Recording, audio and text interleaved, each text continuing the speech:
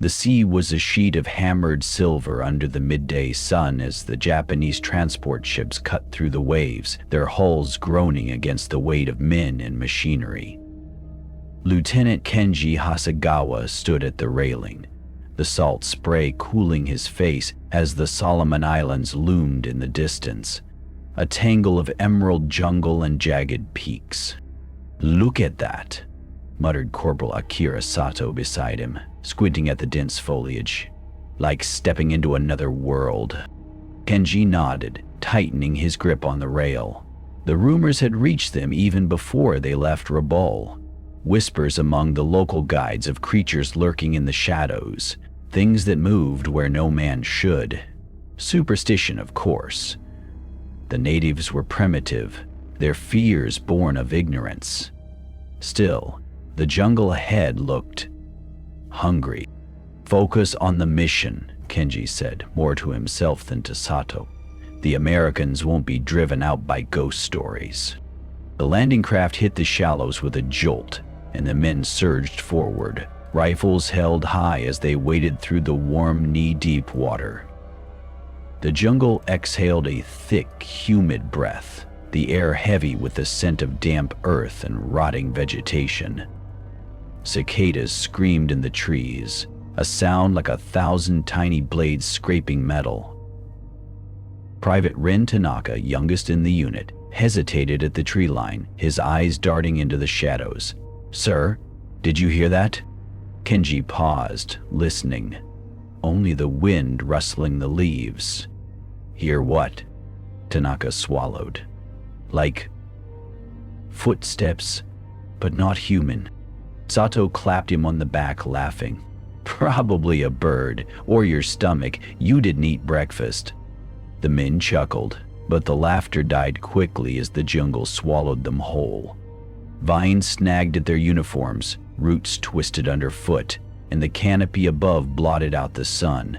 Kenji checked his map, the paper already damp with sweat. They were to secure a ridge inland, establish an observation post. Simple. Then the first scream tore through the trees. It came from the west, a sound too shrill, too guttural to be human. The men froze, rifles snapping up. "What the hell was that?" Tanaka whispered, his voice cracking. Kenji's pulse hammered in his throat, but he forced his voice steady. "Probably an animal. Keep moving." But as they pressed deeper, the jungle seemed to watch. Branches swayed where there was no wind. Shadows moved just beyond sight, and beneath the chorus of insects and birds, something else breathed. Something waiting. Here are the next chapters, continuing the story with tension, mystery, and escalating horror. The scream had come from Private Mori's squad, a patrol sent ahead to scout the ridge. Kenji signaled his men forward, their boots sinking into the damp earth as they pushed through the undergrowth. The jungle pressed in around them, leaves brushing against their rifles like grasping fingers. When they found the clearing, the stench hit them first. Mori's body lay twisted in the ferns, his uniform shredded, his throat torn open. Blood painted the fronds around him in thick, glistening arcs. His rifle was still clutched in his hands, unfired. Tanaka retched into the bushes. Sato's face was pale. What could do this? Kenji crouched, examining the wounds. No bullet holes, no blade marks, just ragged flesh, as if something had bitten, no, ripped, through him. His gut twisted. Bears didn't hunt like this, neither did crocodiles. Then he saw the footprints. Pressed deep into the mud, larger than a man's, with 3 elongated toes and claw marks scoring the earth. Kenji's breath caught. He'd seen tracks like this before, in the folk tales his grandfather told, of the yokai that prowled the mountains. But those were stories. A twig snapped behind them. The men spun, rifles raised. The jungle was still, too still. Even the insects had gone silent. "We need to fall back," Tanaka whispered. regroup at the beach. A shadow detached itself from the trees. Tall, hunched, its skin mottled green and black like rotting bark. Its eyes glowed yellow in the dim light, fixed on them with a predator's stillness. Sato fired first. The creature hissed, darting sideways with unnatural speed. The bullet tore through empty air. Then it lunged. Claws flashed. Sato screamed as they raked across his chest, sending him crashing into the undergrowth. Kenji shouted orders, the men firing wildly, but the thing moved like smoke. Here, then gone, vanishing into the trees. Tanaka dragged Sato back, blood seeping between his fingers. He's alive, but... Another scream echoed from the east. Then another. The jungle was alive with them now. Screeches, snarls, the wet sound of tearing meat. Kenji's hands shook as he reloaded. They were being hunted. "Form a perimeter," he barked, "back to back, and do not stop firing." The men closed ranks, their breaths ragged. Around them, the leaves trembled. Something was circling. Night fell like a shroud. The survivors, 8 men out of 20, huddled in a shallow depression in the earth, their rifles trained on the shifting darkness. The jungle was alive with whispers, rustling leaves, the creak of branches, the occasional guttural growl that raised the hair on Kenji's neck. Sato lay beside him, his breathing shallow, his uniform soaked with blood. The medic had done what he could, but the wounds were deep. Claw marks. "They're toying with us," Sato muttered through gritted teeth. "Why haven't they finished it?" Kenji didn't answer. He'd seen the way the creatures moved, flashing in and out of sight, herding them deeper inland. Like a cat with a mouse. Tanaka adjusted his grip on his rifle, his hands slick with sweat. "Sir, what are they?" Kenji thought of the tracks, the speed, the eyes. Nothing natural. A low clicking noise echoed from the trees. The men stiffened. It sounded almost like speech. Guttural. Alien. Then, silence. Too silent. Kenji's pulse pounded in his ears. They're close. The attack came from all sides. Shadows exploded from the undergrowth, claws slashing, teeth glinting in the moonlight. Gunfire lit the night in stuttering flashes, illuminating the creatures for seconds at a time.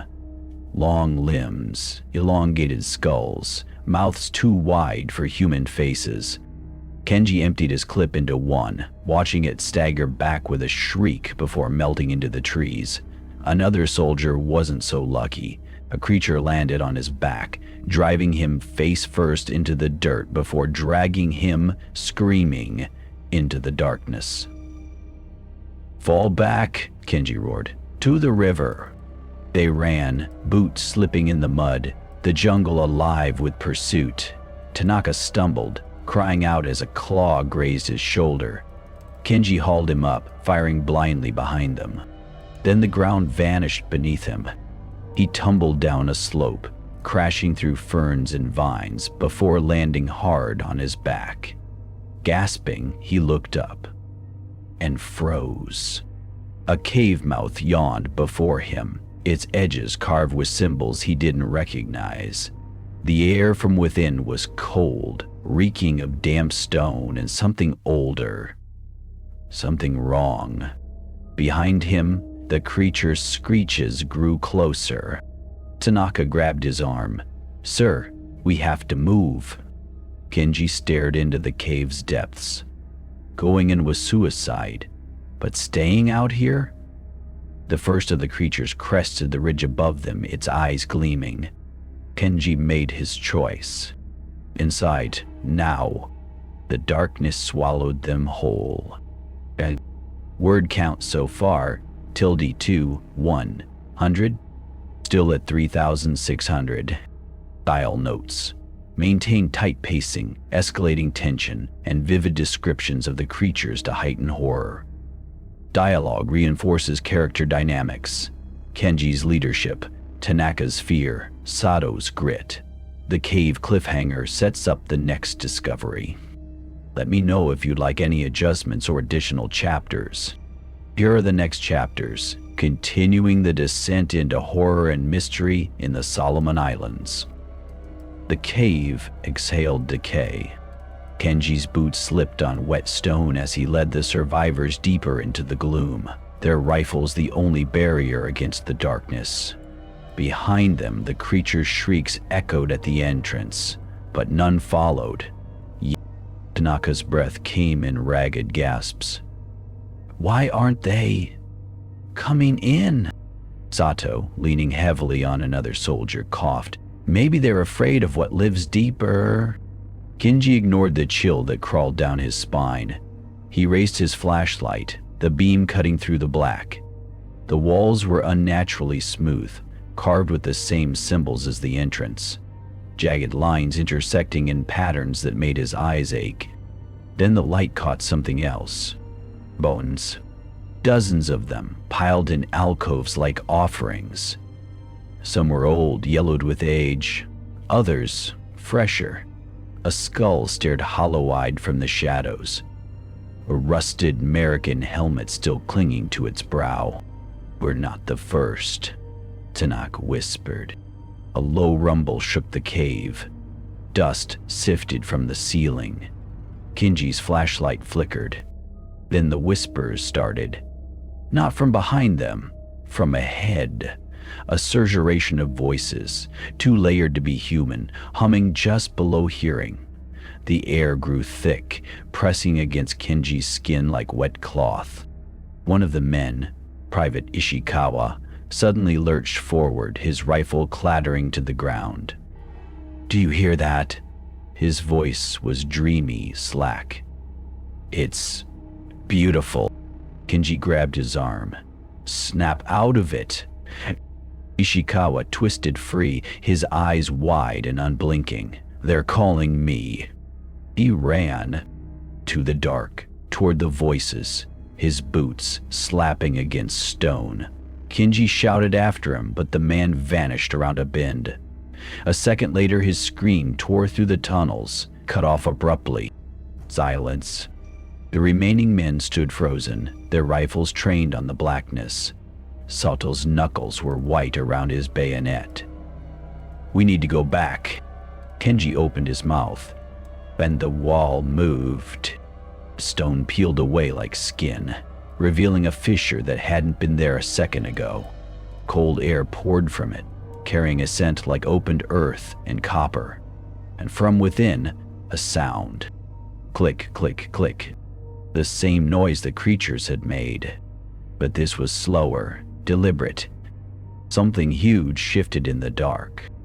Kenji's flashlight beam trembled as he aimed it into the fissure. The tunnel beyond was narrow, the ceiling studded with jagged stalactites, but at its end, light. Not torchlight, not fire. A sickly green glow that pulsed like a heartbeat, casting long shadows that twisted when you looked at them. Tanaka made a small, terrified noise. We can't go in there. We can't stay here, Kenji countered. The whispers were growing louder, worming into his skull. He could feel them tugging at his thoughts, urging him forward. Sato wiped blood from his lips. If we die, let's die fighting, not whatever this is. Gritting his teeth, Kenji stepped into the fissure. The stone was slick beneath his boots, the walls too close, pressing in like a living thing. The whispers crescendoed, resolving into words, or something like them. Come, they hissed. See. Then the tunnel opened. The cavern was vast, its ceiling lost in shadow. At its center stood a dais of black stone, its surface etched with the same symbols as the cave mouth. The green light emanated from there, pooling around an object atop it. The statue? No. A idol. It stood 3 feet tall, its body grotesquely elongated, its face a nightmare of bulging eyes and too many teeth. Its arms ended in claws, curled around something small and pale. A human heart. Kenji's stomach lurched. Ishikawa's scream echoed in his memory. Then the idol blinked. Tanaka screamed. Sato cursed, raising his rifle, and the ground beneath them heaved. Stone cracked. The whispers became a roar. From the fissure behind them, a chorus of shrieks answered. The creatures were coming. And the idol's eyes were now fully open, glowing the same venomous green as the light. Kenji grabbed Tanaka's arm. Run! They fled just as the first of the creatures spilled into the cavern, their claws scraping against stone. But worse than their cries was the sound that followed, a deep, resonant hum, as if the cave itself were singing. The idol was awake, and it was hungry.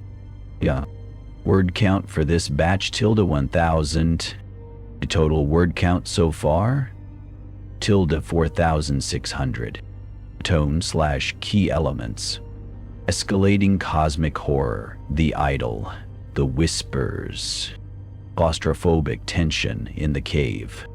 Mysteries layered with dread, symbols, bones, American remains. The idol's awakening as a turning point. The next chapters will focus on the escape attempt, the creature's hierarchy, are they worshippers, and the true nature of the idol. Let me know if you'd like any adjustments. Dawn came without sunlight. A thick mist clung to the jungle floor as Kenji and the remaining men regrouped, their faces haggard in the gray half-light. The night had been a waking nightmare. Scattered gunfire, screams cut short, shadows that moved faster than any living thing should. Now, as they tallied their losses, the grim truth settled over them like a shroud. Private Rin Tanaka was missing. He was right beside me, Corporal Sato growled, pressing a bloodied bandage to his chest wound. His usual bravado had bled away with his strength. 1 second he was there, the next, he snapped his fingers. Gone. Kenji clenched his jaw. Tanaka was barely more than a boy, eager to prove himself. The thought of him alone in this hell made his stomach twist. We find him. Now. The men exchanged glances. Private Ishikawa, one of the few still standing, swallowed hard. Sir, if the creatures took him, there might not be anything left to find. Twigs snapped in the undergrowth. Rifles snapped up, barrels trembling. Only a bird burst from the leaves, shrieking into the canopy. Kenji exhaled. Fan out.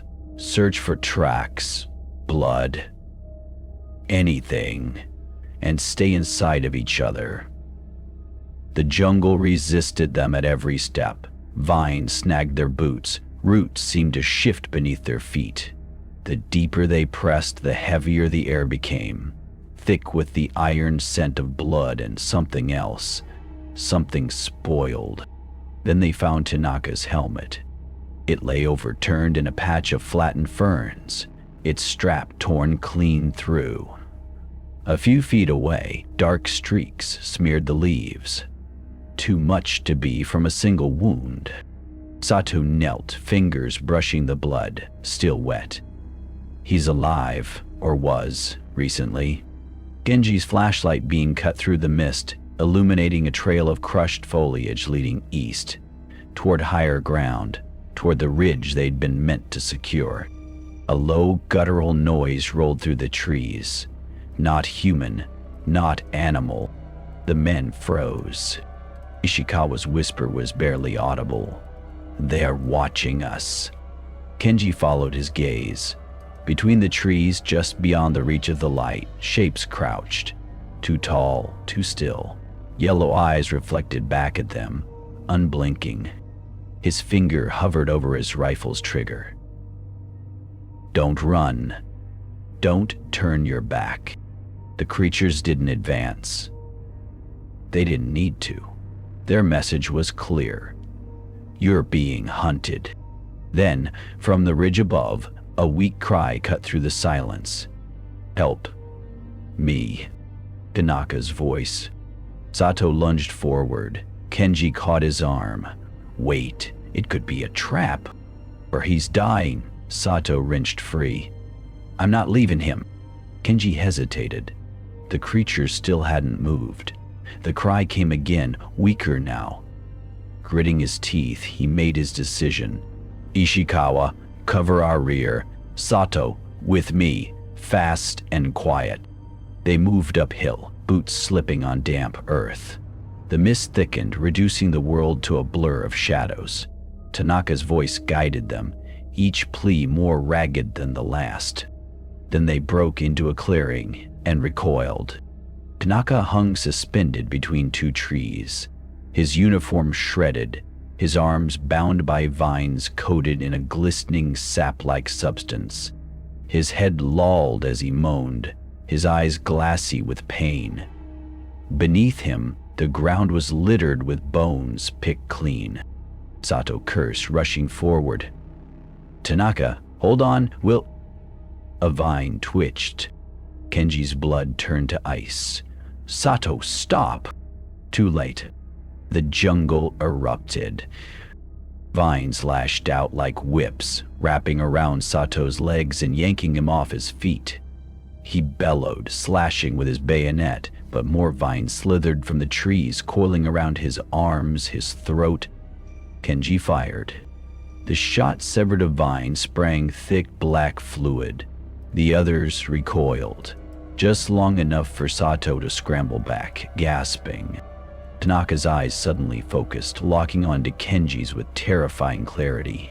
Lieutenant? His voice was wrong, garbled, as if something else spoke through him. You shouldn't have come. The trees shivered. The creature's eyes brightened in the dark.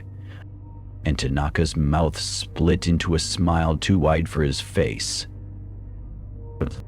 Word count for this chapter, ~700. Total word count so far, ~5,300. Tone/key elements. Psychological horror. Tanaka's unnatural voice/vines. Sacrificial imagery, clearing as a kill zone. Creatures herding them toward a purpose. Cliffhanger revealing Tanaka's corruption. The next chapters will delve into the creature's intelligence, the vine trap as a hunting method, and whether Tanaka is still salvageable or already lost. Let me know if you'd like any adjustments. The howls multiplied, weaving through the trees like a chorus of the damned.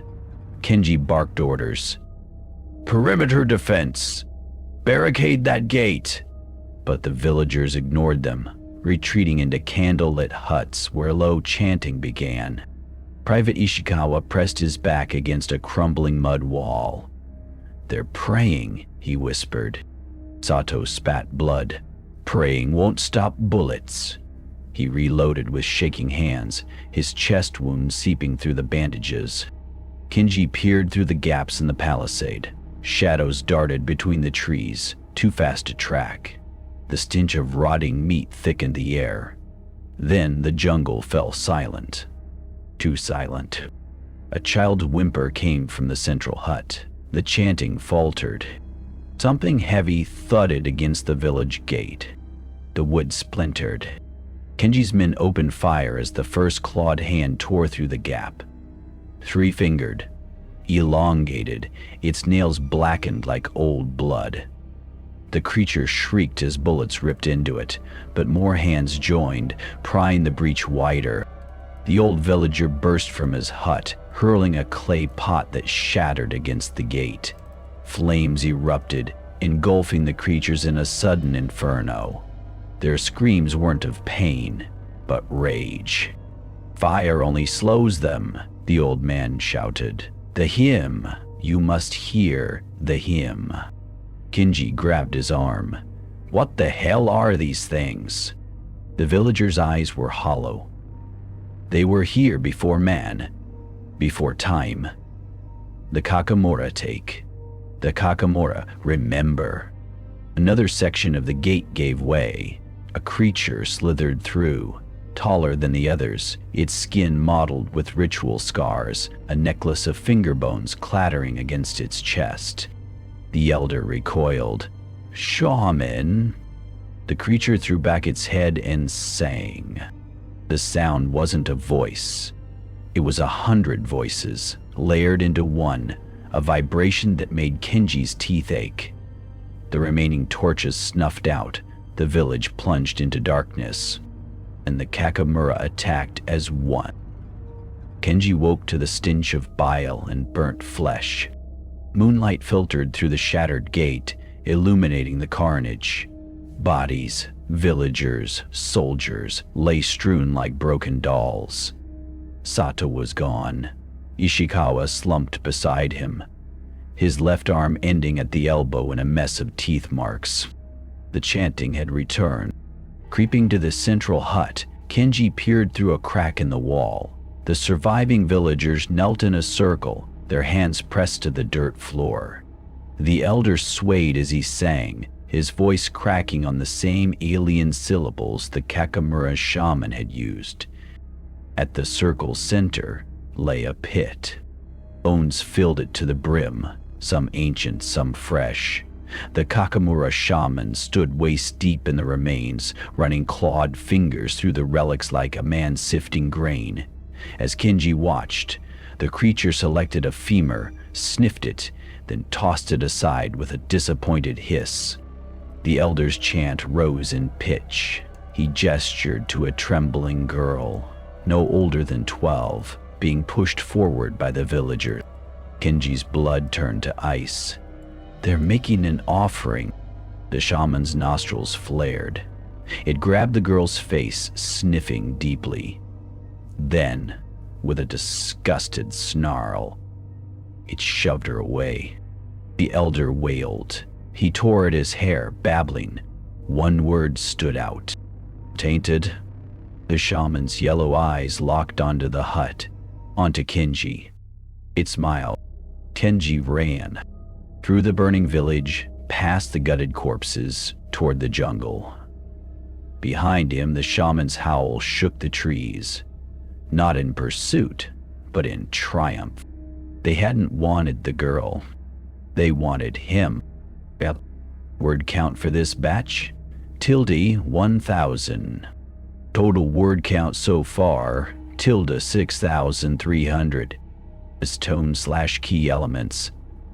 Cosmic horror escalates. Shaman's unnatural song.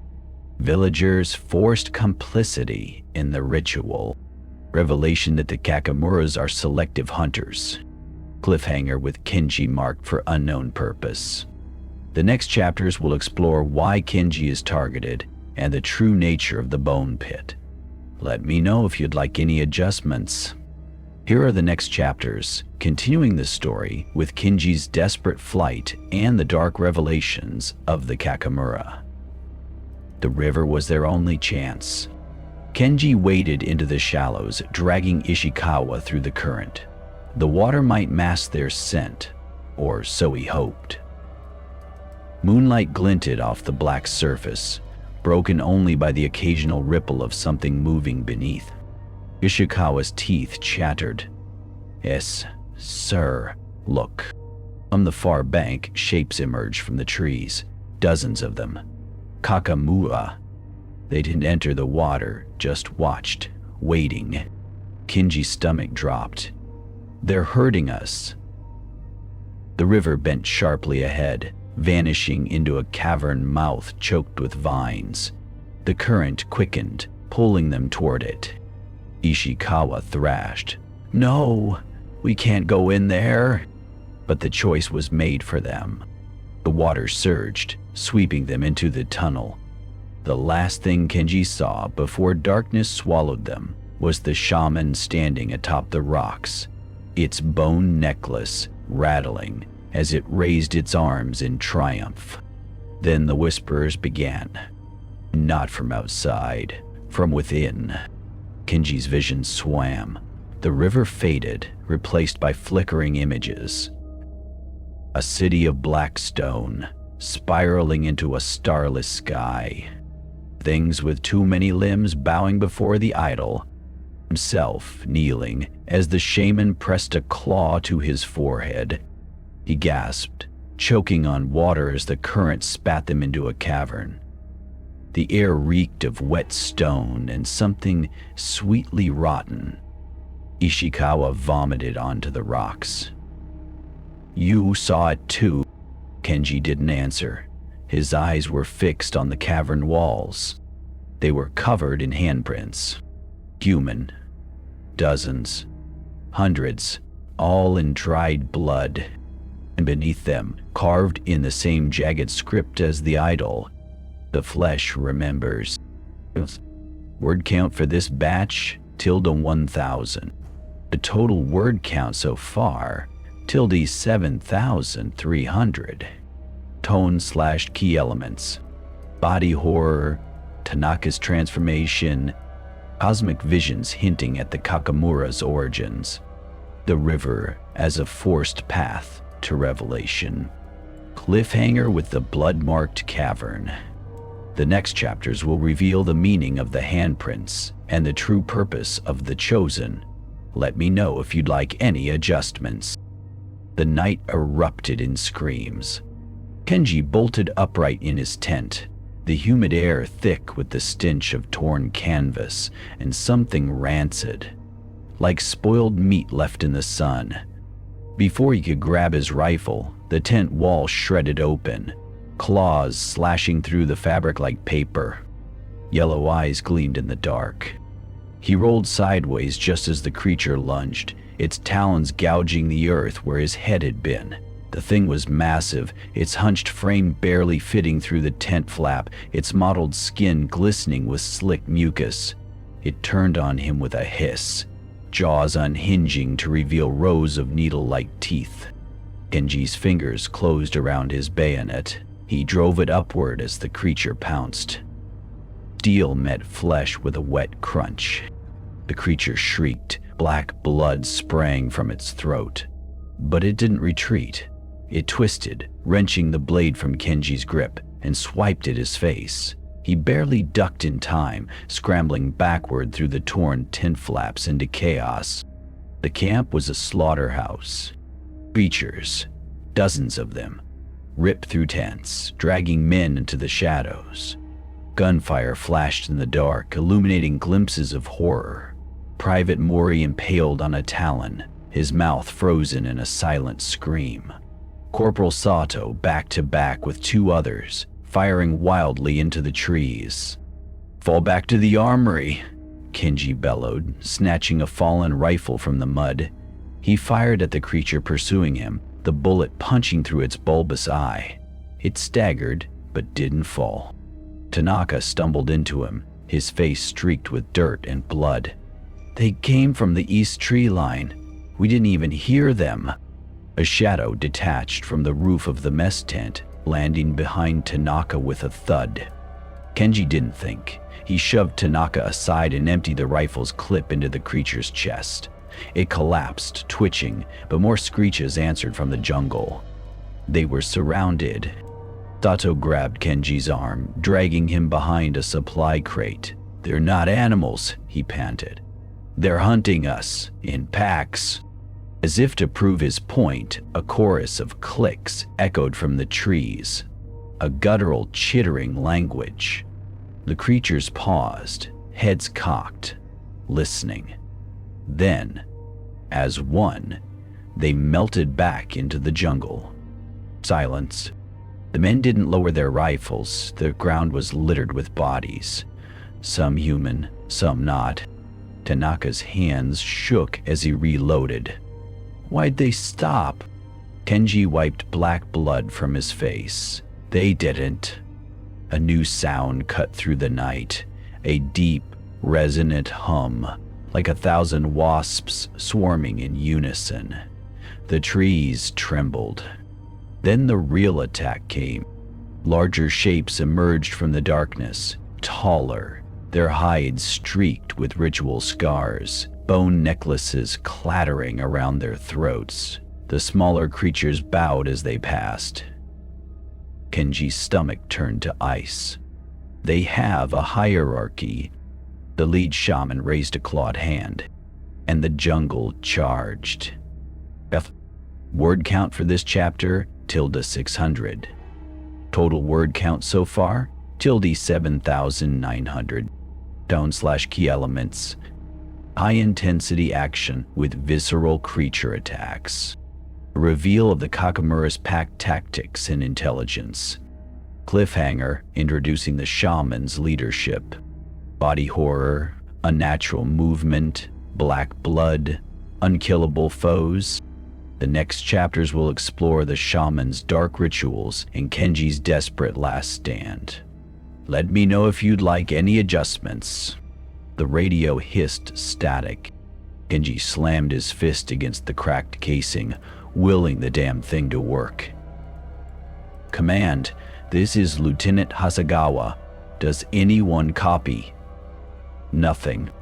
Around him, the remnants of his unit huddled in the ruined supply trench. 12 men out of 40, their uniforms torn, their eyes hollow with exhaustion and terror. The creatures had vanished as suddenly as they'd attacked, dragging half the dead with them into the trees.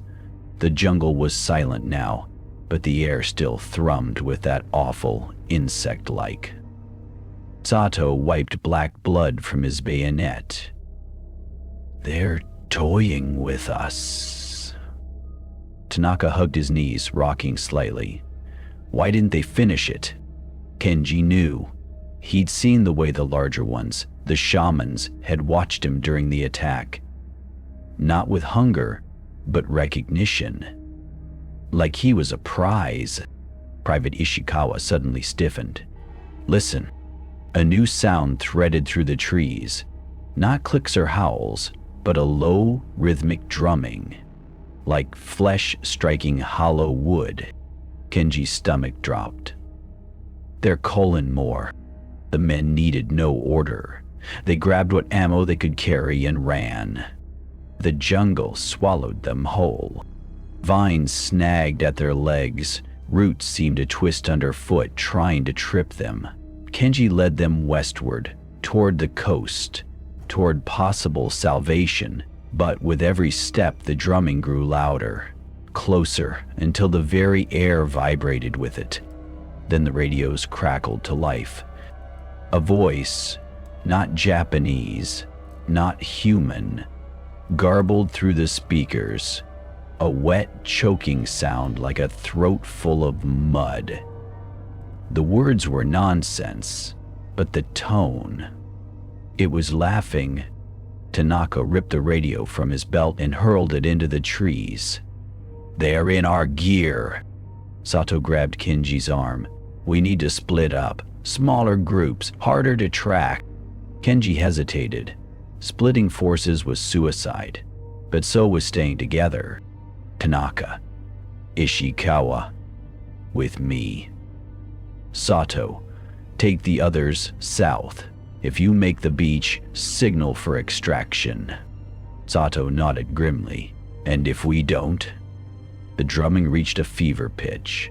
Something massive crashed through the canopy ahead. Too big to be a bird. Too fast to see. Kenji checked his rifle. One clip left. Then make them bleed.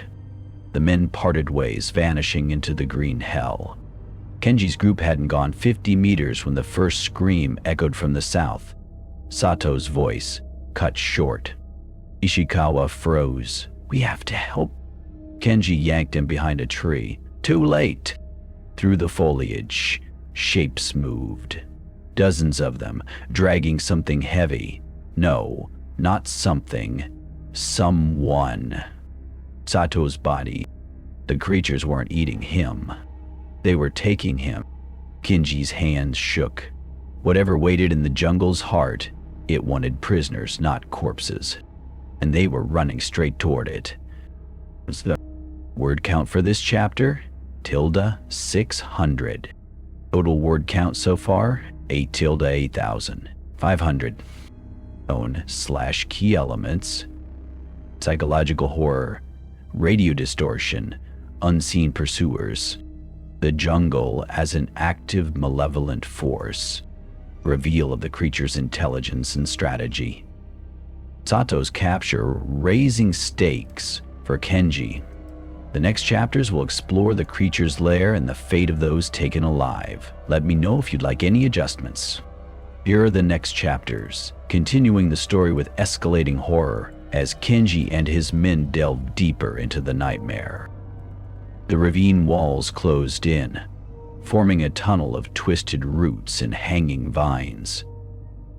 The air grew thick with the scent of wet stone and something metallic, like old blood. Then they saw it.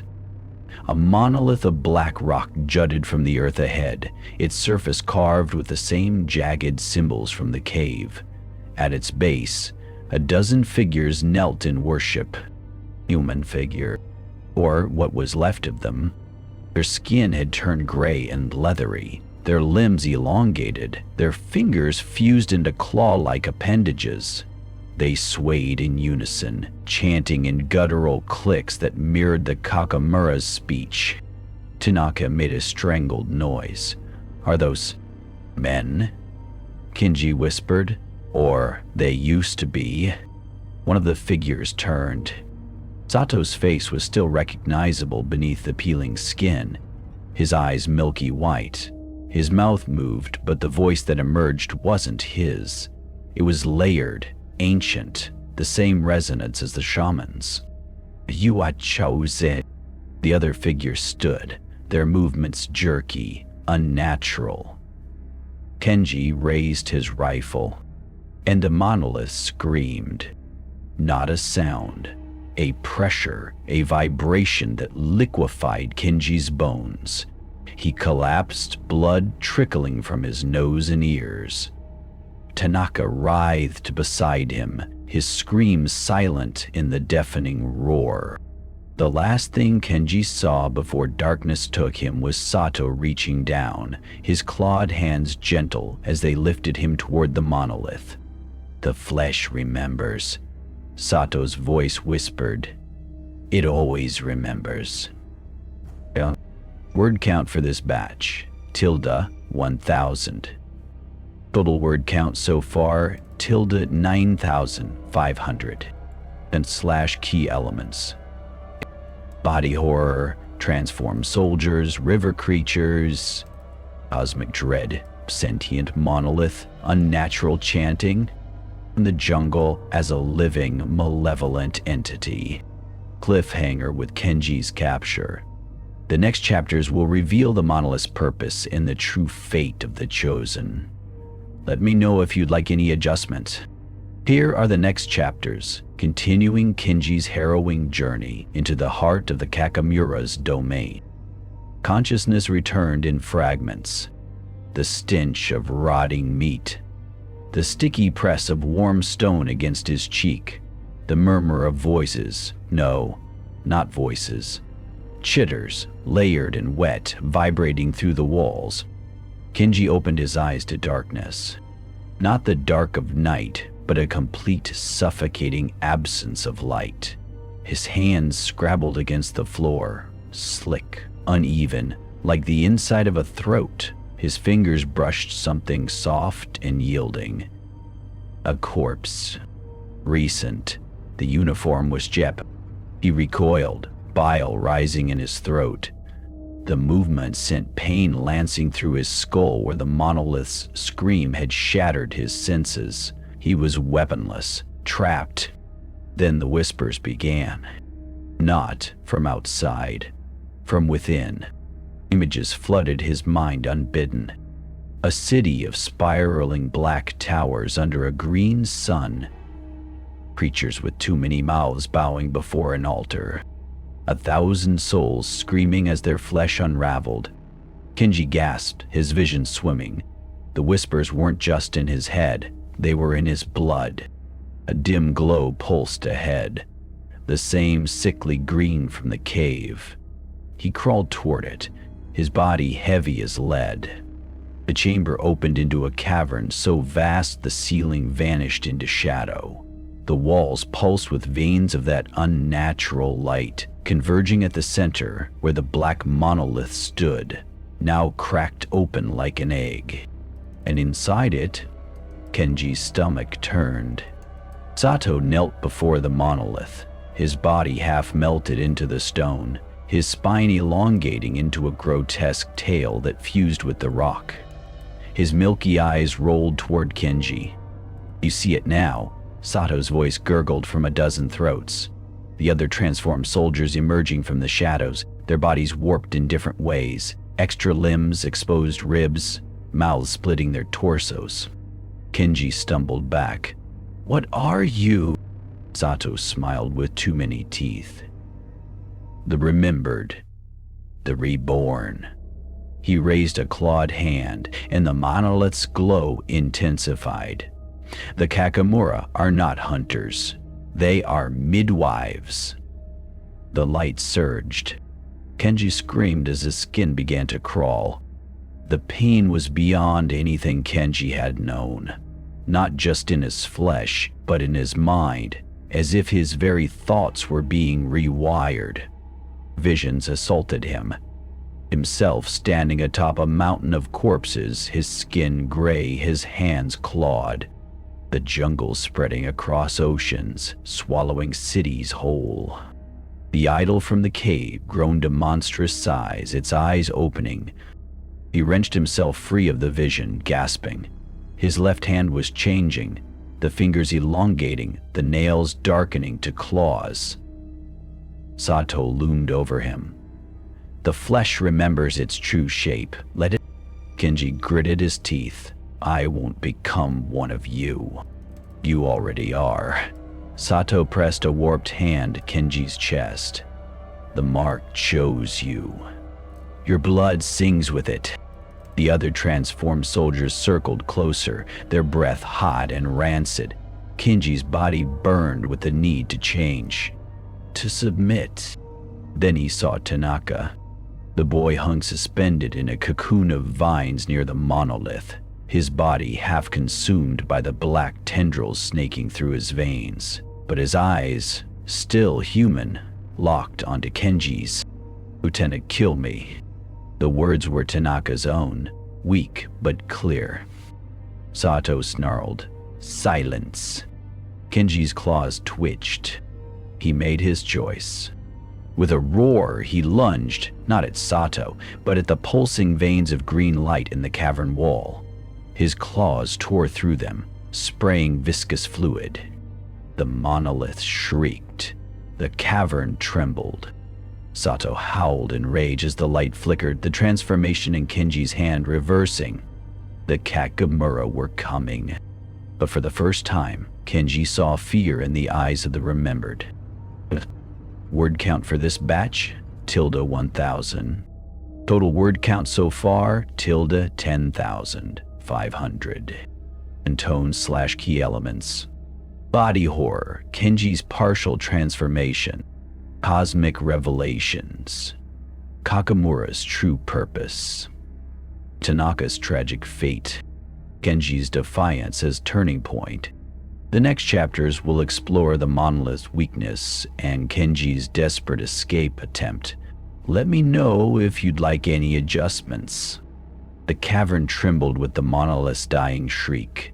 Black fluid gushed from the severed veins in the wall, pooling around Kenji's boots like spilled ink. The transformed soldiers, "Sato!" recoiled, their warped faces twisting in something like pain. Tanaka's voice, weak but insistent, cut through the chaos. "The river follows the veins, leads out." Kenji didn't hesitate. He snatched up a shard of the fractured monolith, its edges sharp as glass, and slashed at Tanaka's cocoon. The vines split open, releasing a flood of putrid black liquid. Tanaka collapsed into his arms, his body shuddering. The tendrils beneath his skin writhed, but his eyes cleared for a moment. "Go," he rasped. before they remake you? A guttural roar echoed from the tunnels. The Kakamura were coming. Kenji hauled Tanaka onto his shoulders and ran. The veins in the walls pulsed erratically, their light flickering like a dying heartbeat. Kenji followed them, his clawed hand, now mostly human again, scraping against the stone for balance. The whispers in his blood had dulled to a murmur, but they weren't gone. He could still feel them, coiled in his marrow like parasites. The flesh remembered. Behind them the shrieks grew louder, closer. Then the tunnel opened into a cavern so vast Kenji's flashlight couldn't pierce the gloom. A river cut through its center, the same black water from the ravine, its surface littered with bones. Tanaka stirred. Follow it downstream, goes underground, to the coast. Kenji waded in, the icy water biting at his wounds. The current tugged at them immediately, pulling them into a yawning tunnel. The last thing he saw before the darkness swallowed them was Sato emerging from the passage, his elongated body silhouetted against the green glow. Not chasing, watching. The river spat them out at dawn. Kenji collapsed on the rocky shore, dragging Tanaka with him. The jungle here was thinner, the air tinged with salt. The ocean. They'd made it. Tanaka wasn't breathing. Kenji pressed his ear to the boy's chest. Nothing. He tore open Tanaka's shirt, revealing the black veins creeping toward his heart. No, no, no, no. Then Tanaka's eyes flew open. Pitch black. His hand snapped around Kenji's throat with unnatural strength. You shouldn't have run, Tanaka hissed. But the voice wasn't his. It was layered, ancient, the same resonance as the monolith. Kenji pried at the fingers, gasping. His clawed hand twitched, the last remnant of the transformation. And without thinking, he drove it into Tanaka's chest. The boy's body went rigid. The black veins receded like retreating spiders, leaving only pale flesh behind. Tanaka's eyes cleared, his grip loosening. Thank you, he whispered. Then he went still. Kenji slumped back, his breath ragged. The whispers in his blood surged, laughing. He was alone, but not for long. The beach was a graveyard. Broken landing craft littered the shore, their hulls picked clean by scavengers. Kenji staggered past them, his mind adrift. The whispers had grown louder, more insistent. Join them. Become. Remember. A glint of metal caught his eye. A radio, half buried in the sand. A lifeline. Kenji scooped it up, his hand shaking as he twisted the dial. Static. Then, any survivors, please respond. A Japanese voice, distant but real. Kenji pressed the transmit button. This is Lieutenant Hasegawa. I'm here. He froze. His reflection stared back at him from the radio's polished surface. His eyes, once dark brown, were now flecked with yellow. The whispers crescendoed. You are chosen. Kenji raised his head. On the tree line, barely visible in the dawn light, shapes waited. The Kakamura, and at their forefront Sato. His body twisted, his eyes full of pity. Kenji knew then there was no escape, only delay. He lifted the radio again, his voice steady. Send no more men. Burn this island to the ground. Then he turned to face the jungle and let the whispers win. Word count for this chapter, ~700. Total word count so far, 11,200. Tone/key elements. Psychological horror. Kenji's internal struggle with the whispers. Tragic resolution. Tanaka's death. Bittersweet ending. Kenji's final stand. Cliffhanger with the Kakamaru's return. This concludes Kenji's arc, setting up the island's fate and potential future stories. Let me know if you'd like any adjustments. The explosives hissed in Kenji's hands as he wired the last detonator, his fingers trembling with exhaustion. Around him, the remaining men, only 5 now, stacked crates of munitions in a tight semicircle at the mouth of the cave. The perfect kill zone. Sato wiped sweat from his brow, his chest wound seeping through the bandages. "You sure this'll work?" Kenji didn't answer. He'd seen how fast the creatures moved, how they learned. The last ambush had only slowed them down, but this was different. "We blow the ridge," Kenji said, nodding to the unstable cliffside above the cave. "Bury them." Tanaka, pale but steady, tightened the tripwire. "And if they don't take the bait?" A low clicking noise echoed from the trees. Too close. Kenji's gut twisted. They were out of time. "They will." He handed the detonator to Sato. "On my signal." Then he stepped into the clearing alone. The jungle held its breath. No birds, no insects. Just the weight of unseen eyes pressing against his skin.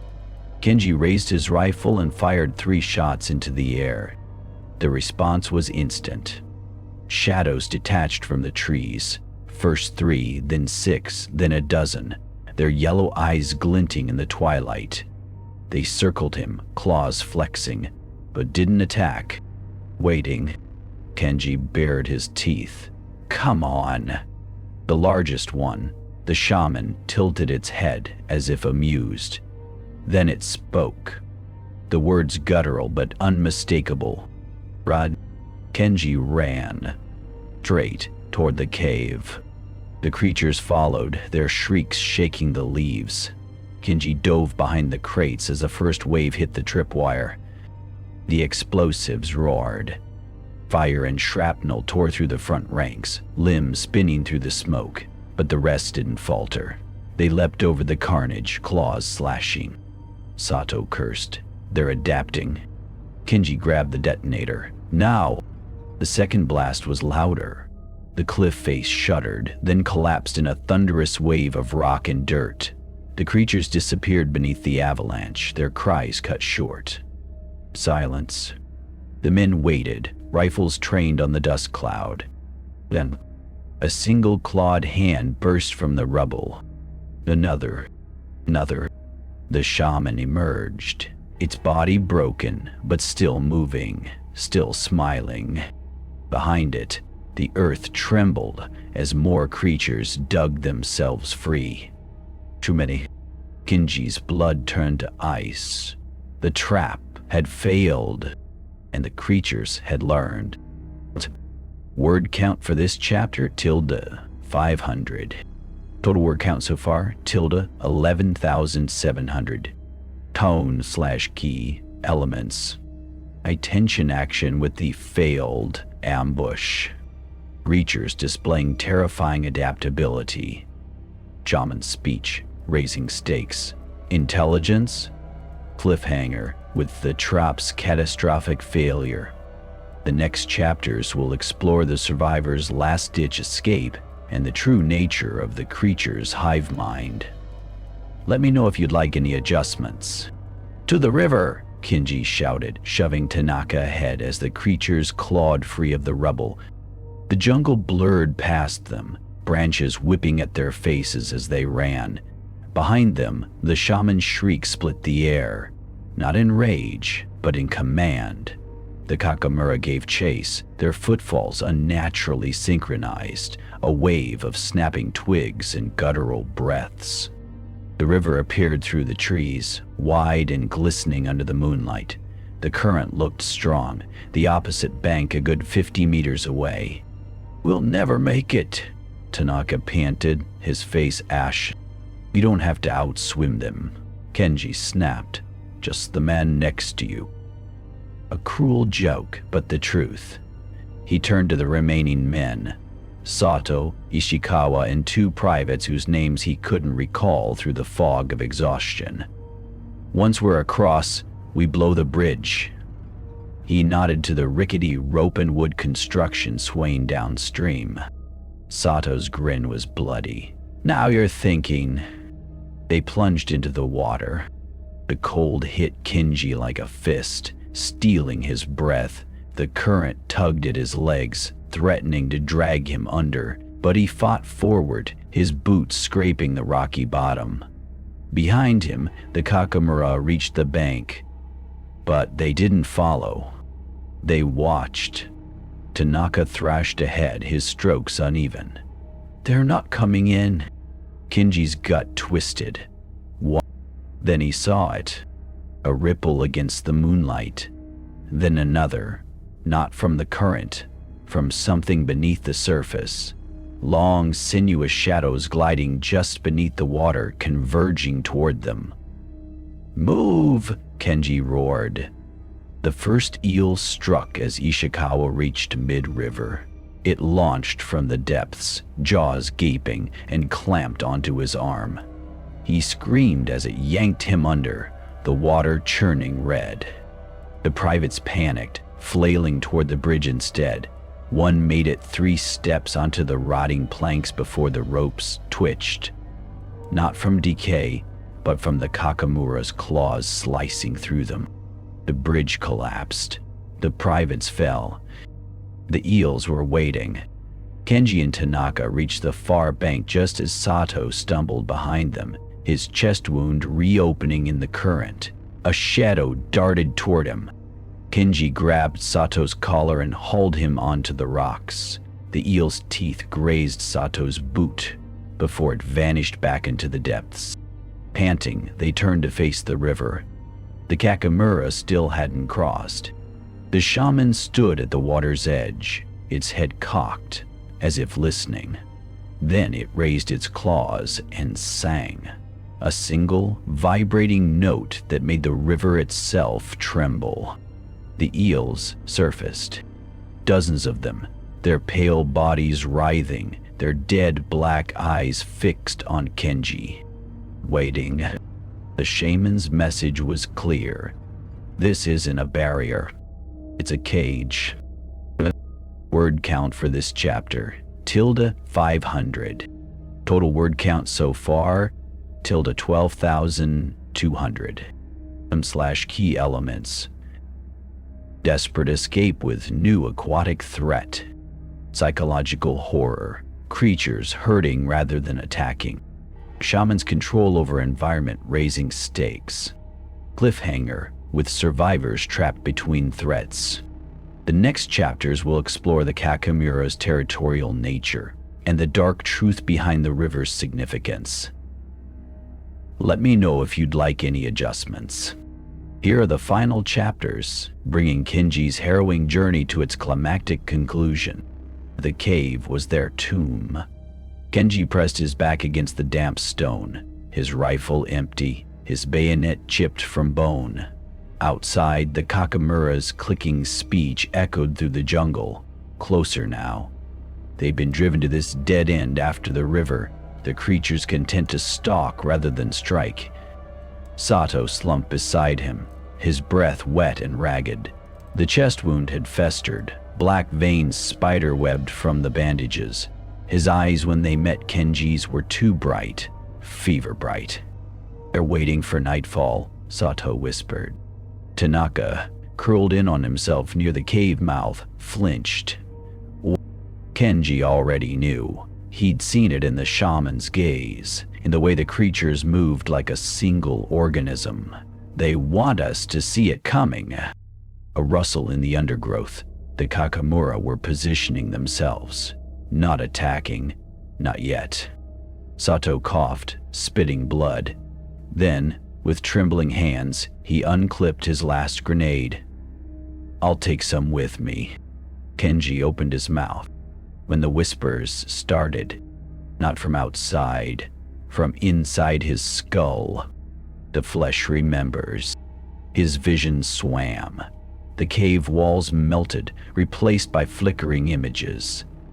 A black sun over a city of writhing spires. A Kakapora bowing before something older. Himself standing among them, his skin gray, his eyes yellow. He gasped, wrenching himself free. His left hand ached. The claws he'd shed in the river were trying to regrow. Tanaka stared at him, horrified. "Lieutenant, your eyes." Sato didn't flinch. He pressed the grenade into Kenji's twitching hand. "You know what to do." Outside, the clicking ceased. The Kakamura were coming. Kenji's fingers tightened around the grenade. The whisper screamed. He made his choice. The explosion lit the jungle for half a heartbeat. Stone shattered. The cave mouth collapsed in a roar of dust and screams. Some human, most not. Kenji woke in pieces. Smoke stung his lungs. His left arm was gone below the elbow, the stump cauterized by the blast. Sato's body lay nearby, half buried under rubble. Loud. Then the shadows moved. The shaman emerged from the dust, its body scorched, one arm hanging by sinew. It loomed over Kenji, its breath rancid with old meat. "You resist," it hissed, "but the flesh remembers." Its claw pressed to Kenji's forehead. The world split. He saw the island as it truly was, not land, but bone, the fossilized ribcage of something vast and dead.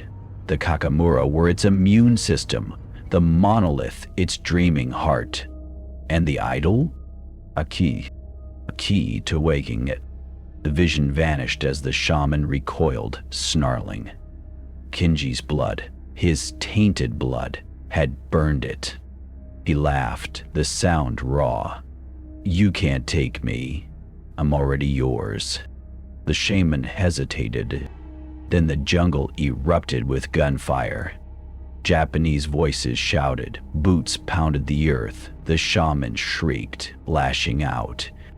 Bayonet took it through the throat. Kenji blinked up at the soldier standing over him. A rescue party. Too late. The man paled. "Lieutenant Hasegawa?" Kenji tried to speak. His voice wasn't his own. "Burn it," the thing inside him rasped. "Burn it all." Then the darkness took him. Epilogue. Deep strike. The napalm fell at dawn. From the deck of the transport ship, the island was a pyre, black smoke curling into the sky. The soldiers whispered of the things they'd seen in the jungle, of men with too many teeth, of shadows that moved wrong. None spoke of the lieutenant below decks, shackled to his cot, his eyes glowing faintly in the dark. None heard the whispers in the hall, or the thing beneath the ocean, stirring in its sleep. Final word count, ~14,000. /key elements. Cosmic horror climax, Kenji's forced vision. Tragic defiance, Sato's sacrifice. Ambiguous ending, the threat continues. Body horror, Kenji's irreversible transformation. This completes the story while leaving room for interpretation. Let me know if you'd like any refinements.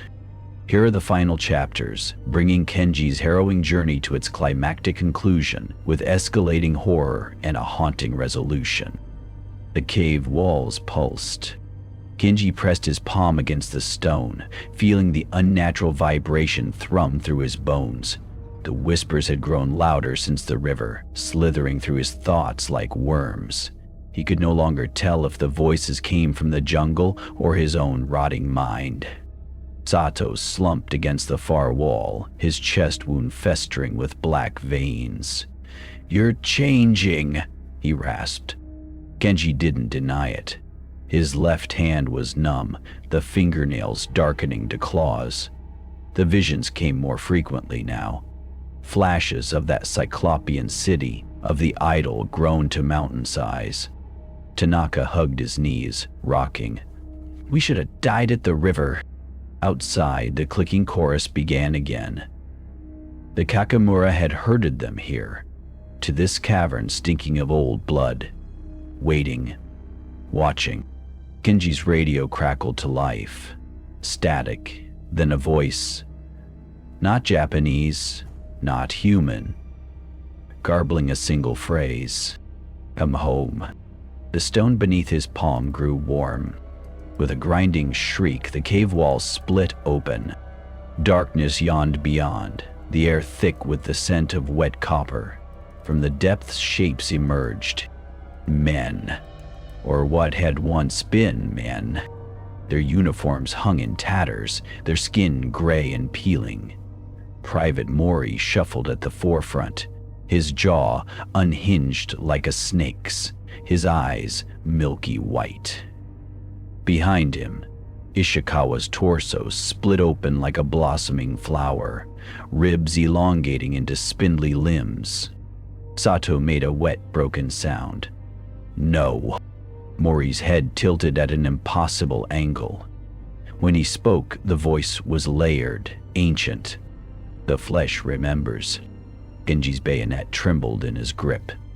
These weren't the Kakamura. They were the Taken. The ones dragged screaming into the jungle. Remade. Tanaka screamed as the hollow men lurched forward, their movements jerky, unfinished. Kenji fired once, twice, but Mori didn't fall. The bullets punched through his chest with no effect. No blood.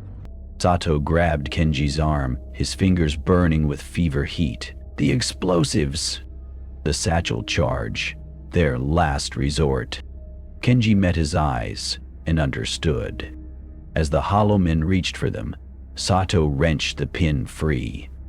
For the Emperor, he whispered. The world turned white. Kenji woke in pieces. Smoke stung his lungs. The cave was gone, reduced to rubble and charred meat. His left arm ended at the elbow, the stump blackened and bloodless. Alone. Then the shadows moved. The shaman emerged from the wreckage, its body scorched, one arm hanging by threads of sinew. It loomed over Kenji, its breath reeking of open graves.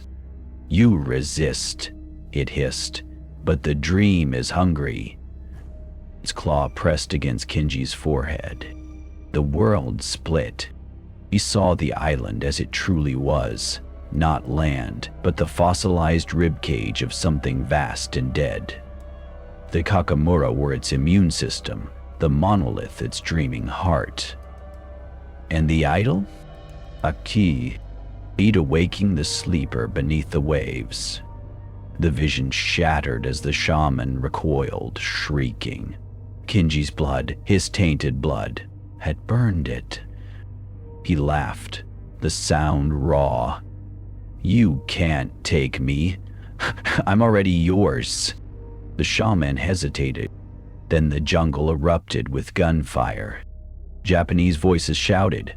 Boots pounded the earth. The shaman howled, lashing out. A bayonet took it through the throat. Kenji blinked up at the soldier standing over him. A rescue party. Too late. The man paled. Lieutenant Hasegawa? Kenji tried to speak. His voice wasn't his own. Burn it, the thing inside him rasped. Burn it all. Then the darkness took him. Yeah. Epilogue. Deep strike. The napalm fell at dawn. From the deck of the transport ship, the island was a pyre, black smoke clawing at the sky. The soldiers whispered of things seen in the jungle, of men with too many teeth, of shadows that moved wrong. None spoke of the lieutenant below decks, shackled to his cot, his eyes glowing faintly in the dark. None heard the whispers in the hall, or the thing beneath the ocean, stirring in its sleep. Final word count, ~14. Tone/key elements. Body horror climax Hallowman. Transformation. Cosmic revelations. Island's true nature. Pseudo-sacrifice. Ambiguous ending. Threat continues. This completes the story while preserving the cosmic horror mystery. Let me know if you'd like any refinements. The jungle spit him out at dawn. Private Rin Tanaka stumbled through the last line of trees, his uniform in tatters, his skin crisscrossed with shallow cuts that wept black ichor. He didn't remember crawling from the cave's wreckage. Didn't remember the miles between there and here. The village rose before him, huts sagging under the weight of creeping vines, the air thick with wood smoke and something fouler. His knees gave out as he reached the central fire pit. Eyes watched from darkened doorways. The old man came first, his bone necklace rattling as he crouched beside Tanaka. He pressed a hand to the soldier's forehead, then recoiled as if burned. "Kakamura touched," he hissed. Tanaka tried to speak, but his tongue was too heavy, too wrong in his mouth. The visions still flickered behind his eyes. The black city, the idol's smile, the lieutenant's eyes turning yellow as he raised the detonator. A child screamed. The villagers backed away, making warding signs with trembling hands. The old man stood, his face grim. "You are not man," he whispered. "Not anymore." Tanaka looked down at his hands. The veins stood out black beneath his skin, pulsing in time with a distant drum beat only he could hear. His fingernails had darkened to claws. The whispers in his skull crescendoed. The flesh remembers. He tried to protest, to beg for help, but the sound that came from his throat was a wet, chittering laugh. The villagers fled. Alone, Tanaka crawled to the fire pit's edge. The embers glowed faintly, their warmth a fading memory. In their dying light, he saw his reflection in a clay pot shard. His eyes were no longer human. Somewhere in the jungle, something answered his unspoken call. Tanaka smiled and let the change take him. Word count for this chapter, 300. Total word count, 14,000. Solution/key elements. Body horror, Tanaka's transformation. Psychological terror. Unreliable narrator. Tragic ending. Loss of humanity. Lingering threat. Connection to Kakamura. This concludes the story while maintaining the cosmic horror ambiguity and delivering a chilling final transformation. The villager's reaction confirms Tanaka is no longer human, while the whispers suggest that Kakamura's influence remains. Let me know if you'd like any refinements. Here are the next chapters continuing the story with escalating horror and the villager's grim revelations. Kenji woke to the stench of bile and burnt flesh. Moonlight filtered through the shattered gate, illuminating the carnage. Bodies, villagers, soldiers, lay strewn like broken dolls. Sato was gone. Ishikawa slumped beside him, his left arm ending at the elbow in a mess of teeth marks. The chanting had returned.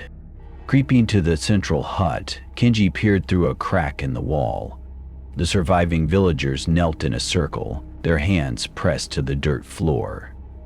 The elder swayed as he sang, his voice cracking on the same alien syllables the Kakamura shaman had used. At the circle's center lay a pit. Bones filled it to the brim, some ancient, some fresh. The Kakamura shaman stood waist deep in the remains, running clawed fingers through the relics like a man sifting grain. As Kenji watched, the creature selected a femur, sniffed it, then tossed it aside with a disappointed hiss. The elder's chant rose in pitch. He gestured to a trembling girl, no older than 12, being pushed forward by the villagers. Kenji's blood turned to ice. "They're making an offering?" The shaman's nostrils flared. It grabbed the girl's face, sniffing deeply. Then, with a disgusted snarl, it shoved her away. The elder wailed. He tore at his hair, babbling. One word stood out. Tainted. The shaman's yellow eyes locked onto the hut. Onto Kenji. It smiled. Kenji ran. Through the burning village, past the gutted corpses, toward the jungle. Behind him, the shaman's howl shook the trees. Not in pursuit, but in triumph. They hadn't wanted the girl. They wanted him. Word count for this batch, tilde 1,000. Total word count so far, tilde 6,300. Tone / key elements.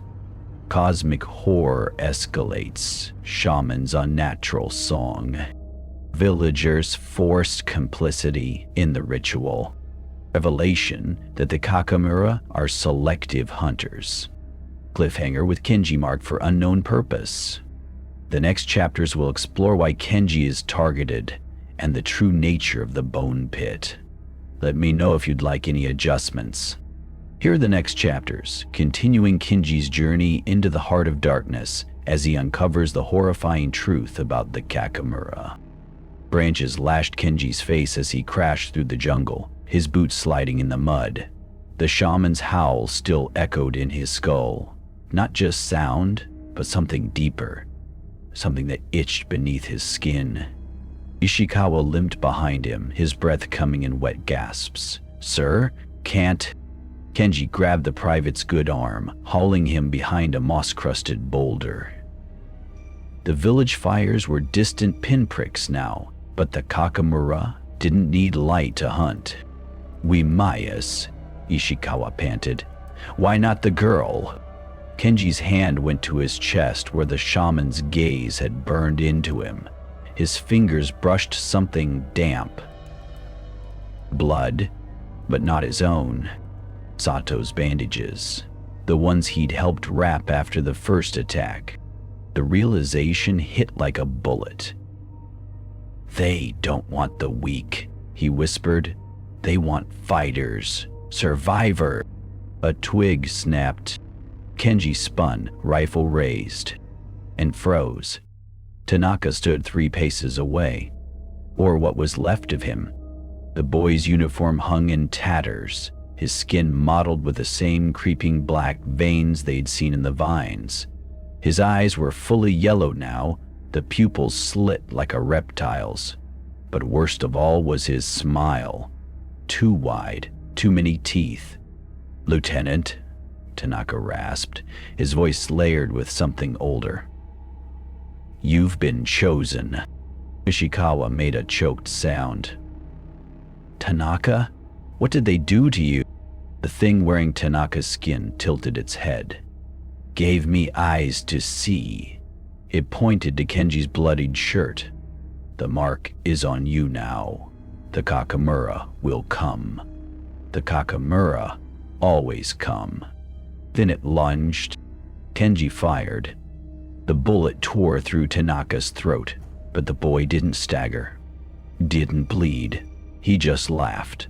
A wet, gurgling sound as the vines erupted from his wounds, writhing like serpents.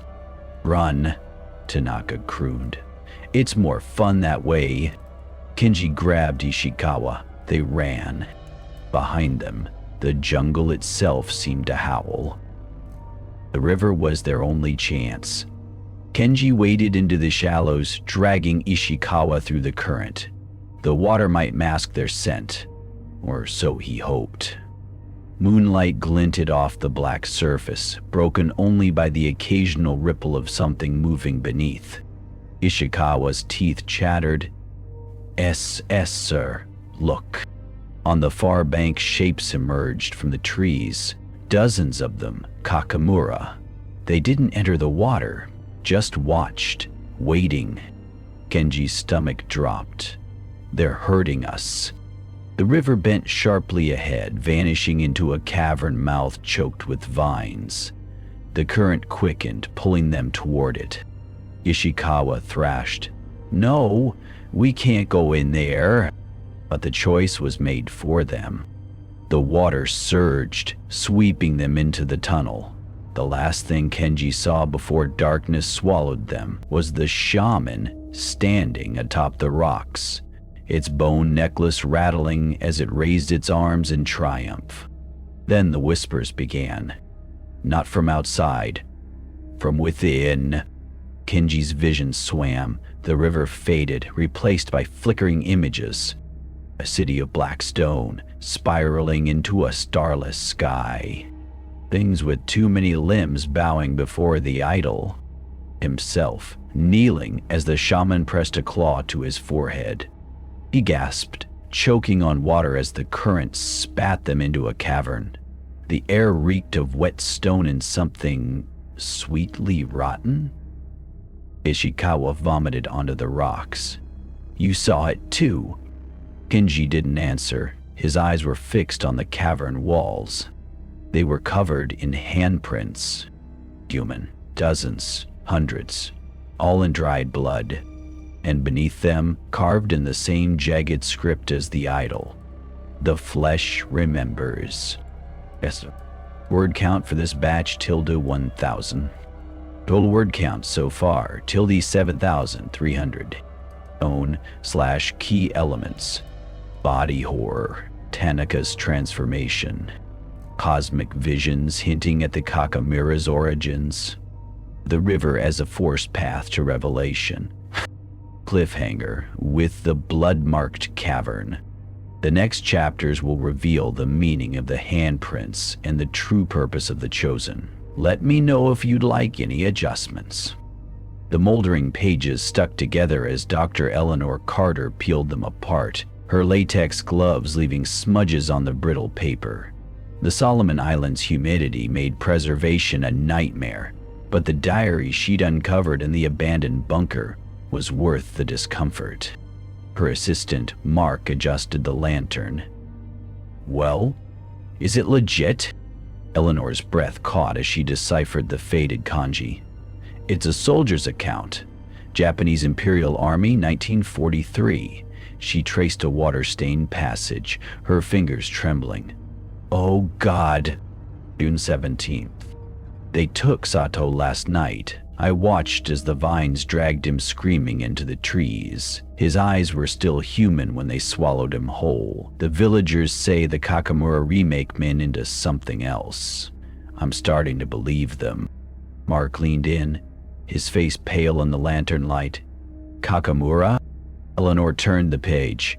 The next entry was nearly illegible, the ink blotted as if by tears or blood. June 23rd. Tanaka came back. His skin was gray, his mouth too wide. He spoke with voices that weren't his. He said the idol is hungry. He said the rest was scratched out violently. Eleanor's pulse pounded as she reached the final entry, dated 2 days later. The handwriting had deteriorated into jagged, desperate strokes. Burn this island, burn it all. The cave is not a cave. The Kakamura are not the worst thing here. I can feel it in my blood now. The flesh remembers. The flesh always. The entry ended mid-sentence. Mark exhaled sharply. Jesus, you think he... A rustle came from the jungle outside the bunker. Too loud for the wind. Eleanor froze. Something scraped against the corrugated metal door. Long, slow, like claws testing the surface. Mark reached for the lantern, his voice a whisper. The villagers said this area was haunted, that no one comes here after dark. Another scrape. Closer this time. Eleanor carefully closed the diary, but not before noticing something she'd missed. Tiny, three-toed footprints pressed into the last page, as if something had walked across the wet ink. Fresh, the scratching came again, right outside the door. Word count for this chapter tilted 400. Doldy, 14,400. Tune/key elements. found footage, horror framing, slow reveal of journal's terrible truths, modern-day proof the threat persists, ambiguous cliffhanger ending. This final chapter connects past and present while maintaining the story's cosmic horror mystery. The historian's discovery confirms Kenji's account was real and that the Kakamura may still be waiting in the jungle. Let me know if you'd like any refinements. Here are the final chapters, bringing Kenji's harrowing journey to its climactic conclusion with escalating horror and a haunting resolution. The cave walls pulsed. Kenji pressed his palm against the stone, feeling the unnatural vibration thrum through his bones. The whispers had grown louder since the river, slithering through his thoughts like worms. He could no longer tell if the voices came from the jungle or his own rotting mind. Sato slumped against the far wall, his chest wound festering with black veins.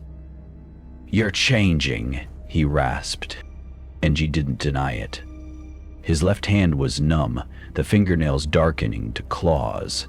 The visions came more frequently now, flashes of that cyclopean city, of the idol grown to mountain size. Tanaka hugged his knees, rocking.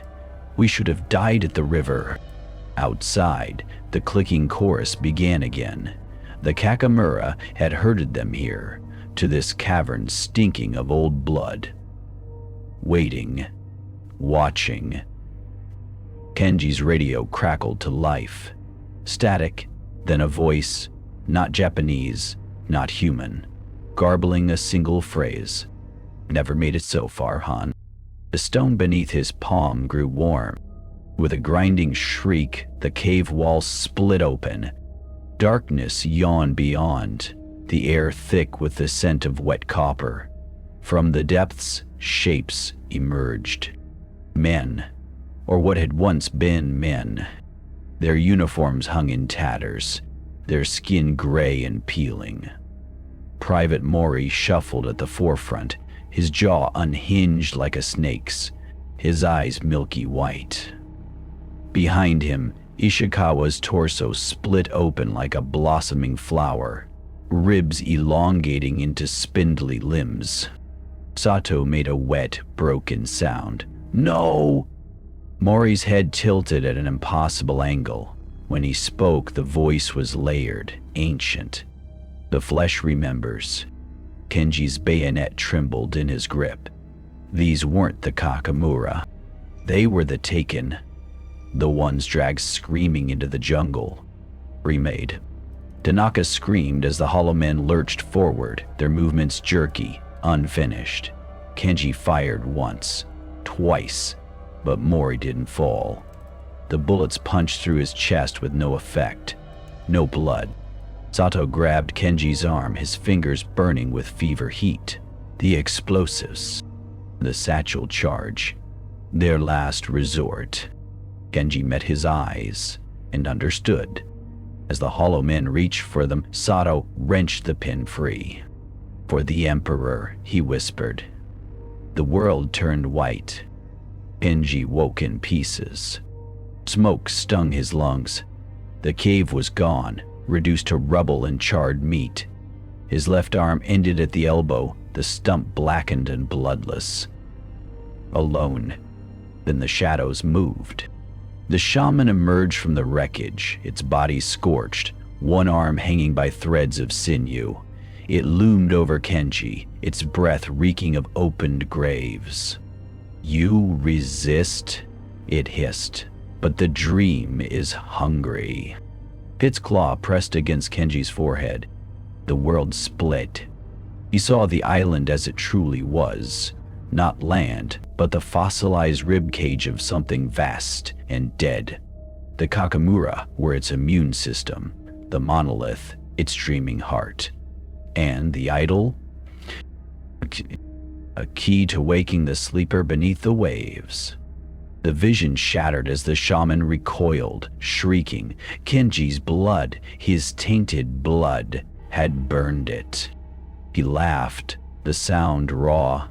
"You can't take me. I'm already yours." The shaman hesitated. Then the jungle erupted with gunfire. Japanese voices shouted, boots pounded the earth, the shaman howled, lashing out. A bayonet took it through the throat. Kenji blinked up at the soldier standing over him. A rescue party. Too late. The man paled. Lieutenant Hasegawa? Kenji tried to speak. His voice wasn't his own. Burn it, the thing inside him rasped. Burn it all. Then the darkness took him. Epilogue. Deep strike. The napalm fell at dawn. From the deck of the transport ship, the island was a pyre, black smoke clawing at the sky. The soldiers whispered of things seen in the jungle, of men with too many teeth, of shadows that moved wrong. None spoke of the lieutenant below decks, shackled to his cot, his eyes glowing faintly in the dark. None heard the whispers in the hull, or the thing beneath the ocean, stirring in its sleep. Its final word count, tilde 14,000. Tone / key elements. Early horror climax, Hollow Man transformation. Cosmic revelations, island's true nature. Tragic defiance, Sato's sacrifice. Ambiguous ending. Threat continues. This completes the story while preserving the cosmic horror mystery. Let me know if you'd like any refinements. Here are the next chapters, continuing the story with escalating horror and the villagers' grim revelations. The surveillance footage glowed green in the darkened communications tent, the thermal imaging rendering the jungle in ghostly hues. Captain Reynolds leaned forward, his knuckles white on the desk as the timestamp crawled past 3:17. Here, whispered Private Joy, stabbing a finger at the screen. The tree line shuddered.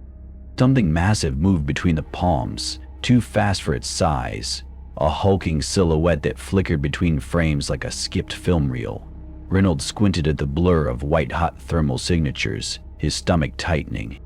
That's no bear, Choi muttered. The shape paused, turning toward the camera. Even through the grainy footage, the outline was unmistakable. Hunched shoulders, elongated limbs. A head too small for its body. Then it moved again, crossing 50 meters in 3 bounding strides before vanishing into the jungle. Reynolds let out a slow breath. Rewind it. Choi obeyed. The creature reappeared in reverse, its movements just as impossible played backward. At the 3:16 mark, Reynolds slammed his palm down. Freeze it! The image locked. Enhanced, the creature's outline became clearer, thick fur matted with what the thermal scan registered as cold spots, mud, blood, claws that curled too far back along its forelimbs.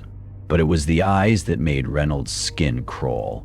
2 pinpricks of absolute black in the heat-smeared face, staring straight into the lens, as if it knew it was being watched. A rustle came from outside the tent. Both men jumped. Just the wind, Choi said too quickly.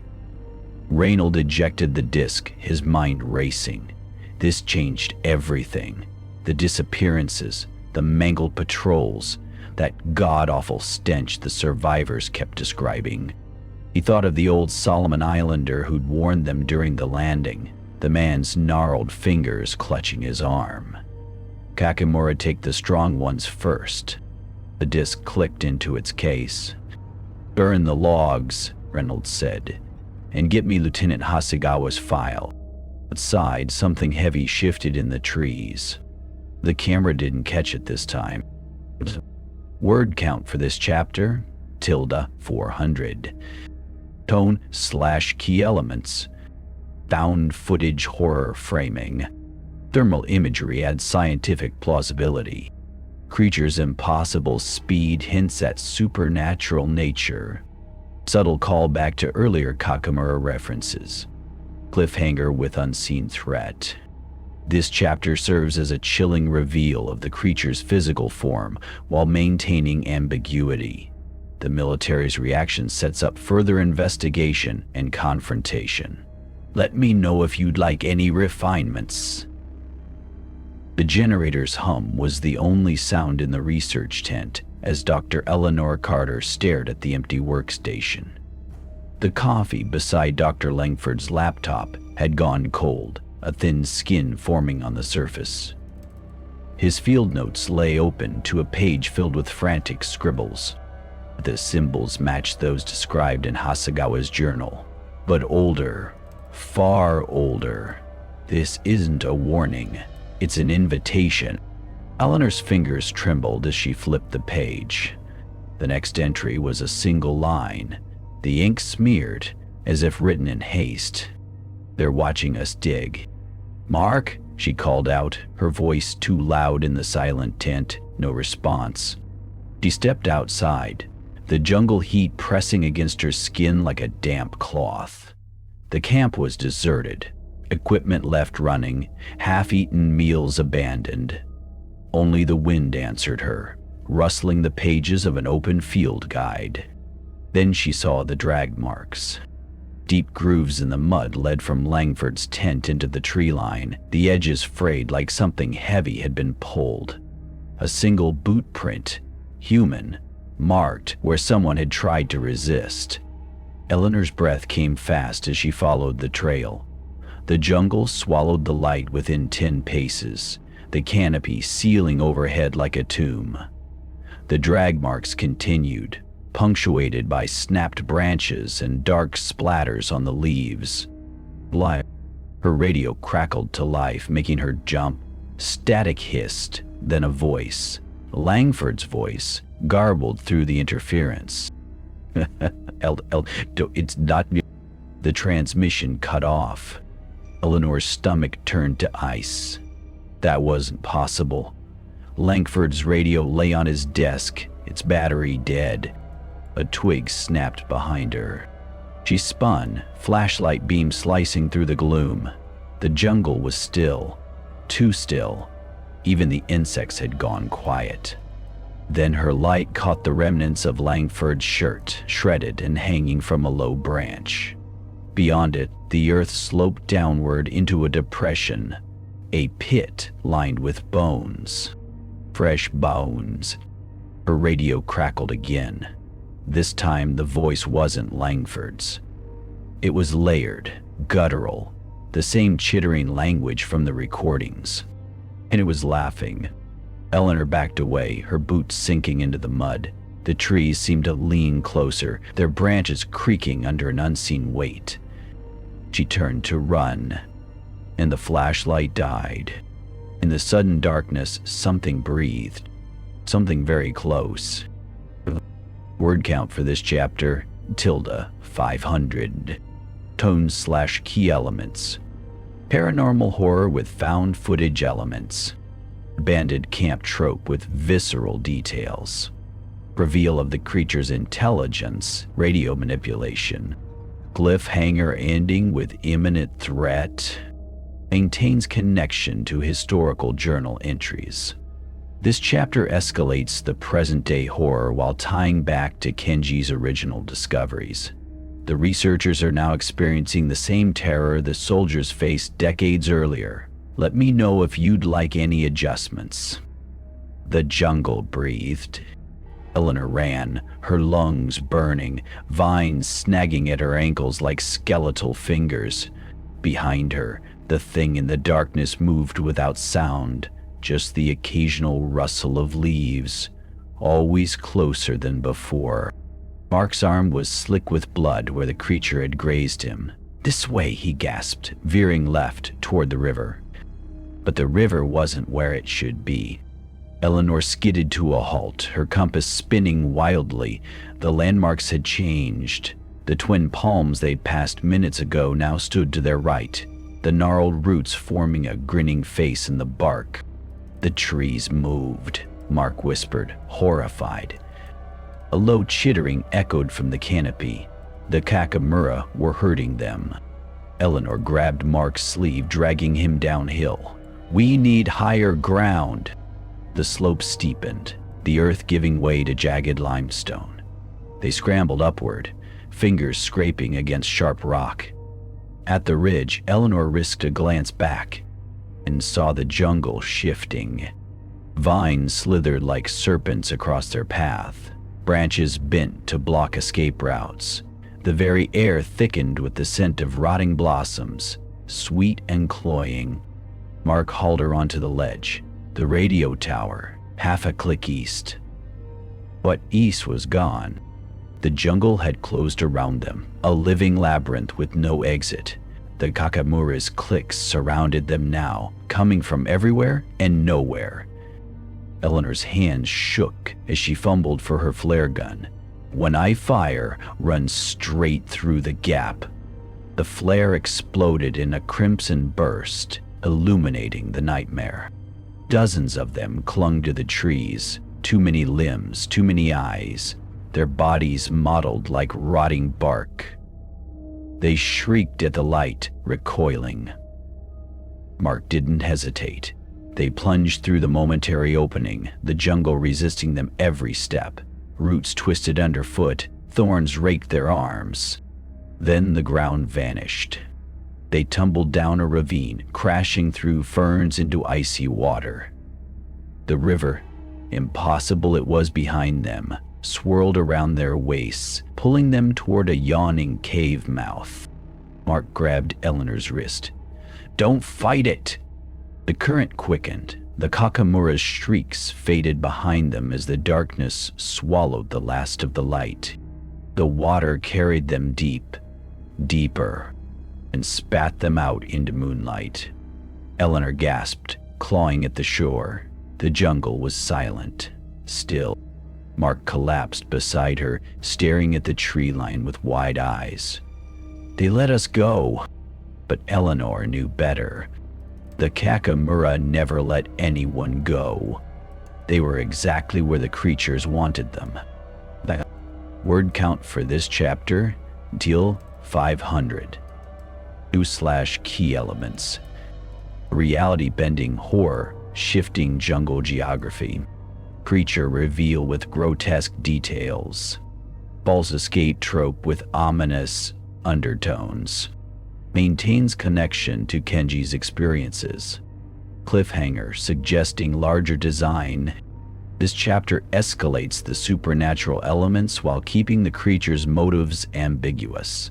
The jungle itself becomes an antagonist, warping to guide the survivors toward an unknown fate. Let me know if you'd like any refinements. The cave exhaled decay.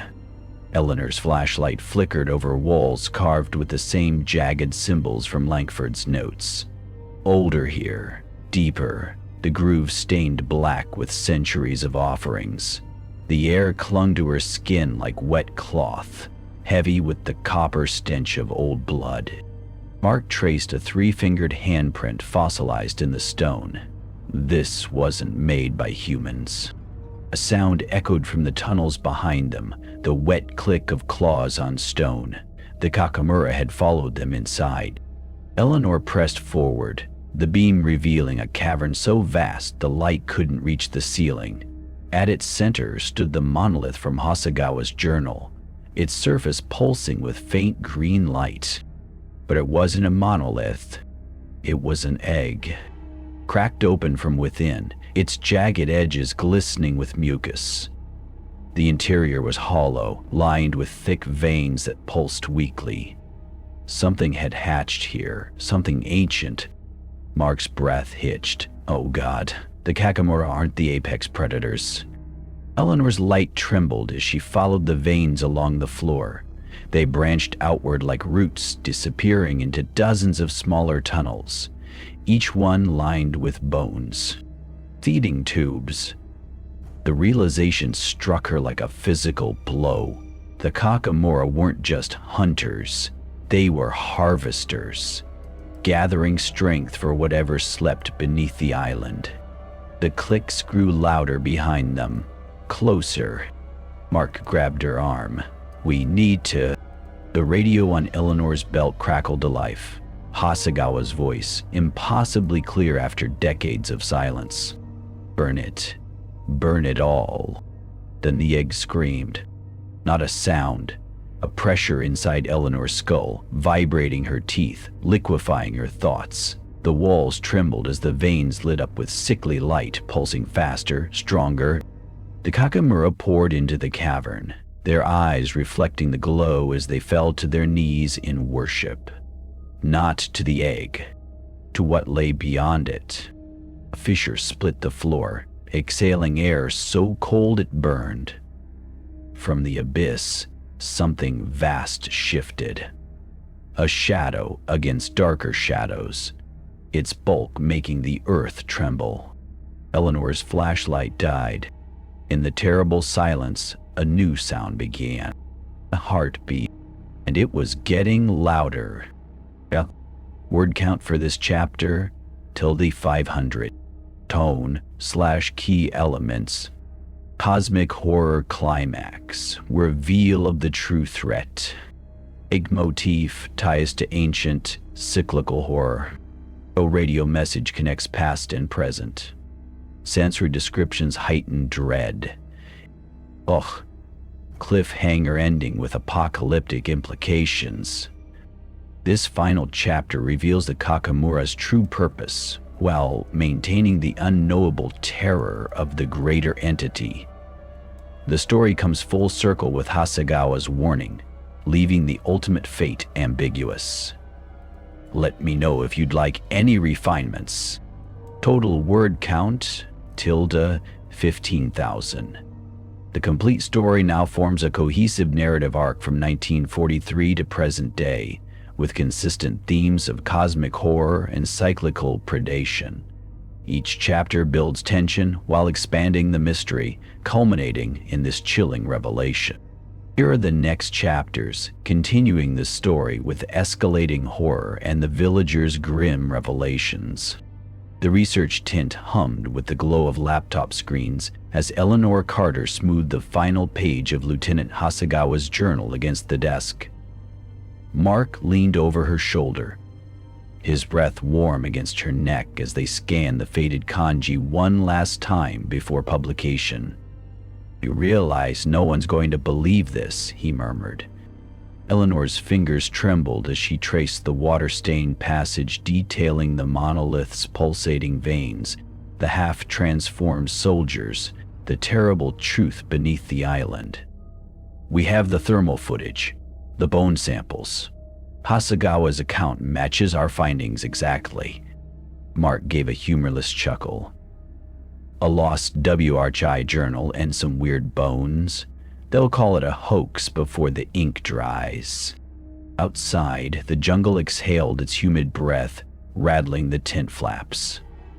Eleanor had spent 3 sleepless nights compiling their report, cross-referencing Hasegawa's descriptions with their own discoveries, documenting every unnatural detail with scientific precision. The evidence was irrefutable, wasn't it? She hit send. The email whooshed away to universities, research journals, and government agencies, a digital cry into the void. The subject line glared back at her from the screen. Urgent confirmed discovery of unclassified predator species Solomon Islands. For a moment, the tent was silent save for the whirring of the laptop fan. Then, the first reply arrived from the Journal of Anthropological Studies. "Dr. Carter, while your fieldwork is commendable, we regret to inform you that your recent submission does not meet our standards of academic rigor. The sensational claims at the University of Melbourne. Without physical specimens or DNA evidence, these Kakamura creatures remain firmly in the realm of local folklore." The National Science Foundation. "Your thermal footage shows an unidentified animal, likely a misclassified bear species. As for the transformation accounts, we suggest psychological factors." Eleanor's vision blurred. One by one, the rejections piled up. Polite, condescending, outright mocking. A prominent cryptozoology blog responded with glee. Finally, proof of Yeti! Which only made the humiliation worse. Mark squeezed her shoulder. I told you. The radio crackled, suddenly emitting a burst of static. Then, impossibly, a voice. Bury it. Asagawa's voice. Eleanor lunged for the receiver, but the transmission died. Outside, the jungle had gone eerily still. No insects, no birds, just the oppressive weight of being watched. Mark's face had drained of color. That wasn't on any frequency. Our equipment... A rustle came from the tree line. Something large moved between the palms, its silhouette briefly blotting out the stars. Eleanor's breath hitched. The rejections no longer mattered. The Kakamura didn't care what the world believed. They only cared that the warnings had been ignored.